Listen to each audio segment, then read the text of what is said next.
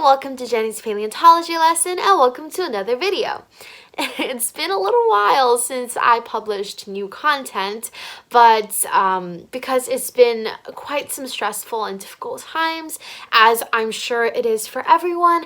But now that I have a little bit of more time on my hands, I'm really excited to get back and bring you guys more cool content. So for this video, or rather the inspiration for this video really came from my current rereading of a lot of my favorite books out of the blue. So I just decided that I'll share some of those that are geology or paleontology related with you guys. So the book that I'm going to be talking about today is The Story of Earth by Robert Hazen. Without further ado, let's get started.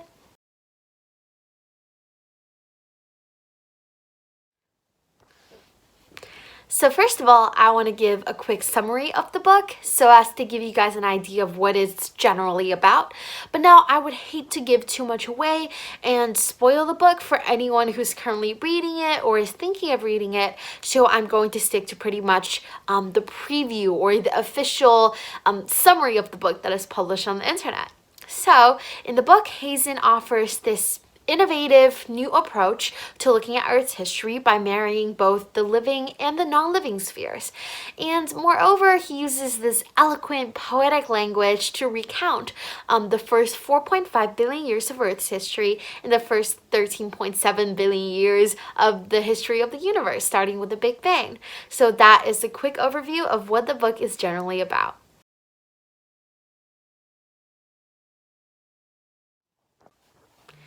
And now for a little bit of personal review and opinions. Well, I personally really love this book. Hazen really touches on a lot of scientific concepts by weaving it into the narrative, which makes it feel like not like lecturing or teaching or textbook reading, which is really enjoyable. And I remember at one point, and this was a highlight for me, of course, he touches on the formation of the moon and the relative motion between moon and Earth. And he touches on angular momentum. Now, before that point, I never knew that angular momentum can have such a aesthetic quality to it that I still love till this day. So all in all, I don't want to give too much away, but it's definitely an amazing book.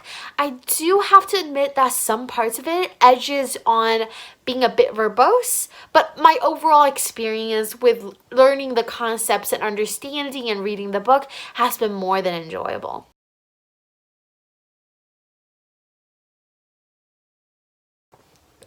So lastly, for a little bit of personal impact and reflection, this book really impacted me a lot on my perception of my field of interest, which is paleontology.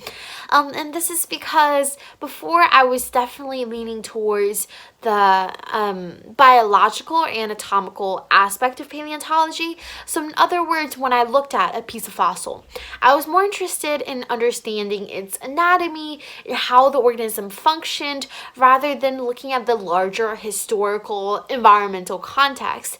And I sort of took all that information about geological time periods and environmental markers for granted. And after I read this book in the summer of my sophomore year, that changed completely, and I promptly became infatuated with earth sciences. And this was because in this book, Hazen really paints such a vivid picture of Earth's past, of Earth's geologic past, which is new to me at the time, with such lyrical and beautiful language. And that made me really fall in love with this field of study and helped me realize how brilliant it is, how brilliant and how important geology is as a crucial pillar of paleontology that can sometimes be overshadowed by its more quote-unquote exciting counterparts, which I'm referring to sort of the biological and evolutionary aspects of paleontology. So all in all, to sum that up, this book really impacted me a lot and helped me realize the importance and brilliance of geology. All right, now to sum that up, I truly recommend this book. This book, The Story of Earth by Robert Hazen, has had a huge impact on me, both in sort of my appreciation for geology and my understanding of paleontology in general. So I really, really recommend it for anyone who's interested in gaining a better perspective or giving a closer look at our Earth's history. And that's it for this video, and that's all I have. Thanks a lot, you guys, for watching, and I will see you guys next time. Bye!